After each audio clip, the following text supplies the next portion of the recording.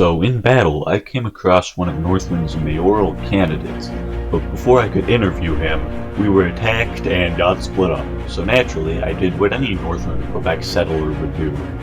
Contacted him through wireless telepathy and interviewed him.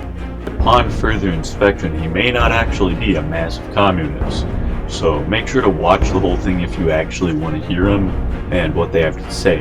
The first thing I asked him was, what is your official policy on the St. Lawrence Company? His answer was, to be determined. A very insightful answer that definitely helped us a whole lot. But what power does the mayor actually have? Like, what does being elected mayor actually mean is the second question I asked him. He responded that he didn't actually know. He speculated that the developers would at least hear a few of the mayor's suggestions, which makes sense since the other option is that the mayor has no power, at which point it's just a colonist reskin, and at any point the colonists could just decide they want a new mayor. He also states that this is the reason he won't be promising any buildings, because he doesn't know if he actually has the power to build them. Now, this reveals not only that mayors haven't been promised the ability to create buildings, so when the other candidates promise casinos, they don't actually know if they can deliver on their promises.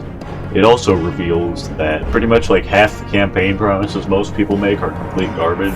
When asked what his main goal was, he stated he was going to make the new players equal to the Intimidators or the Alpha Party.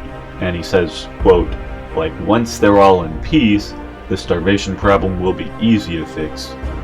This begged the obvious question, how are you going to create peace? Which I asked because in previous videos I've explained that changing someone's opinion can only be done by force. However, when talking about said peace, he revealed that he wasn't going to really make changes in the negative of destroying all opposition, but that he was going to try and make the changes by opening opportunities for new players to be recruited by SLC and Raider factions alike, as well as gaining the support of different groups to influence their decisions towards not dry looting new players. In addition to that, he mentioned that he supports both SLC and Raider factions, and that it's necessary to have conflict. The peace he's referring to is in the sense of old gen to new gen rivalries on the basis of being a new player. He also talks some about the dueling related events he would like to implement, and doesn't talk much about them other than that he would gather duelers and have them duel to see who wins. That sounds pretty fun.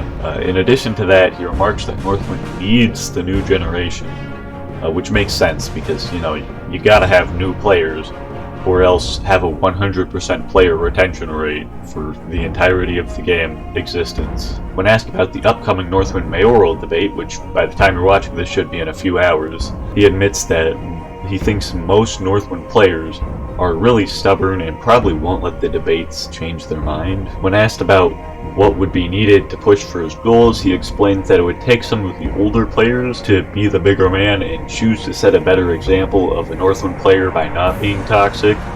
When asked about his statement in his campaign video of being a reformed house raider, he explains it wasn't so much about raiding houses as much as targeting newer players that he was so against and hence repented.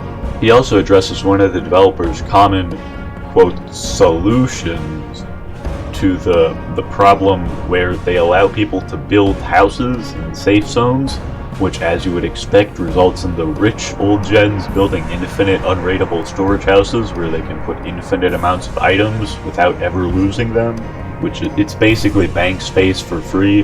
He says he would summarize it as old players can pretend to be new, but new people can't pretend to be old. And when I asked him if it was within his power as mayor, which we don't quite know whether it would be or would not be, he said he would remove the infinite bank space glitch, and if he does become mayor, he knows he would at least be able to suggest that the developers do something about the problem.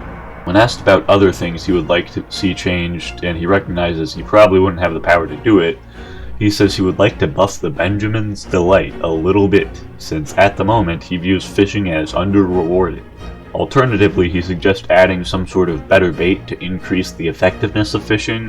When asked if there were any other points he wanted to speak on, he said, please vote for the ones that aren't weird. Specifically naming one of the opposition candidates, Ibs Yabi, he explains that they, quote, have the funny gene, and he doesn't mean autism. which kind of reveals itself in the fact that like one of his massive campaign goals was to take the Nordic Union rights away from their faction. Another thing he adds is that he's hoping people will remain open-minded and listen to the arguments for different candidates during the debates. A third suggestion he makes when asked is regarding the Royal Rangers group in the St. Lawrence Company. He says the Royal Rangers didn't exist until after the American Revolution. So he posits that the Royal Rangers should be renamed to the Queen's Rangers for historical accuracy. He says, quote, "Never Legacy should find an SLC girlfriend and crown her queen so that they can rename the Royal Rangers. Challenge is now left with Bane." In addition to that, he adds that he would like to add dueling counters that show how many duels you have participated in and how many you have won. He also says he thinks the pirate set in the kit's shop should be changed to 3,000 ducats instead of its current price. We don't know if he would actually have the power to do these. They're just things that he would like to suggest, at least, if he got elected. When asked if he would like to make a closing statement, he says he will be doing his AP history homework during the debate, and that he is on the resurgence of empire in Asia. Clearly, this man is set for mayoral success. Also, he sends me a screenshot where an admin is quoted as saying, 7 other guys already asked him if they could assassinate the mayor, and they're not allowed to, so I guess I won't be making that video. Now, of the candidates that realistically have votes, I think ShaneBro is the best option, given that, as it turns out, he's not actually a massive authoritarian dictator. Anyways, I gotta get this video out before the debates, so make sure to like and subscribe for more. See you guys later.